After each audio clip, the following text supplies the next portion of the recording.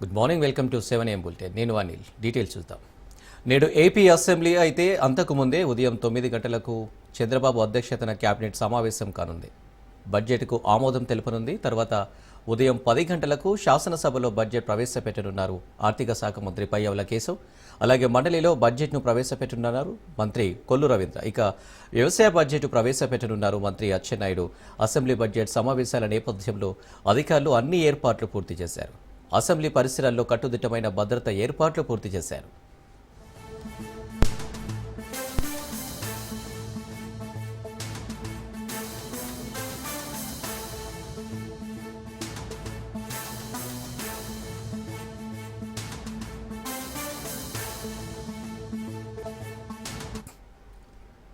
నేడు AP assembly అయితే అంతకుముందే ఉదయం 9 గంటలకు చంద్రబాబు అధ్యక్షతన కేబినెట్ సమావేశం కానుంది.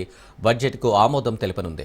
తర్వాత ఉదయం 10 గంటలకు శాసనసభలో బడ్జెట్ ప్రవేశపెట్టనున్నారు ఆర్థిక శాఖ మంత్రి పయ్యావుల కేశవ్. అలాగే మండలిలో బడ్జెట్ను ప్రవేశపెట్టనున్నారు మంత్రి కొల్లు రవీంద్ర.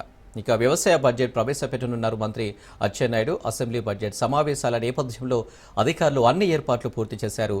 అసెంబ్లీ పరిసరాల్లో కట్టుదిట్టమైన భద్రత ఏర్పాట్లు పూర్తి చేశారు.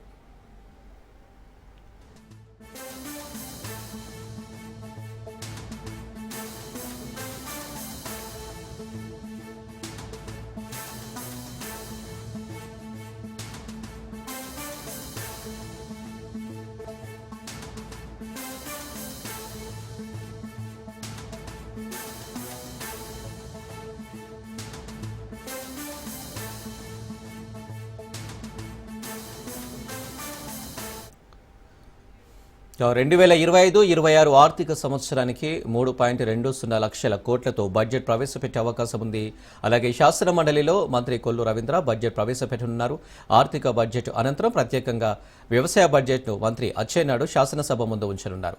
సూపర్ 6 పథకాల్లో భాగంగా 2025-26 ఆర్థిక సంవత్సరంలో తల్లికి వందనం పథకంతో పాటు రైతులకు ఆర్థిక సాయంగా అన్నదాత సుఖీభవ, ఆర్టీసీ బస్సులో మహిళలకు ఉచిత ప్రయాణం పథకాలను అమలు చేయాల్సి ఉంది. అలాగే అమరావతి నిర్మాణం, పోలవరం ప్రాజెక్టులతో పాటు రాష్ట్రంలోని ఇతర అభివృద్ధి ప్రాజెక్టుల కోసం పెద్ద మొత్తంలో మూలధన వ్యయాన్ని పెంచే అవకాశాలు కనిపిస్తున్నాయి. తద్వారా 2024 స్వర్ణాంధ్ర లక్ష్యాలను సాధించేలా ప్రభుత్వం ఈ బడ్జెట్లో ప్రాధాన్యతలను ఇచ్చినట్టు సమాచారం.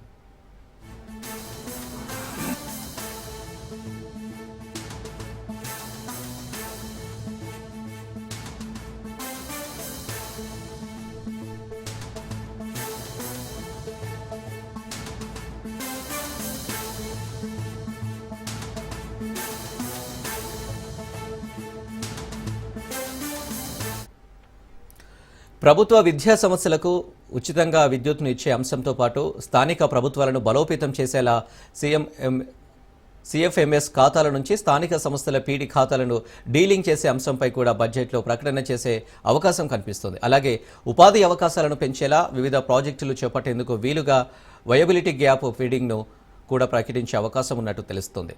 ఎమ్మెల్యేలను, ఎమ్మెల్సీలకు వారి వారి నియోజకవర్గాల అభివృద్ధి కోసం ₹1,00,00,000 చొప్పున కేటాయించేందుకు ఆస్కారం ఉన్నట్టు సమాచారం. మరోవైపు డ్వాక్రా మహిళలు, రైతులకు ఆర్థికంగా చేయూతనిచ్చేలా వారికి వడ్డీ లేని రుణాలు అంశంతో పాటు ఎన్టీఆర్ వైద్య సేవ కింద హైబ్రిడ్ బీమా యోజనను కూడా ప్రభుత్వం ప్రకటించినట్టు తెలుస్తుంది.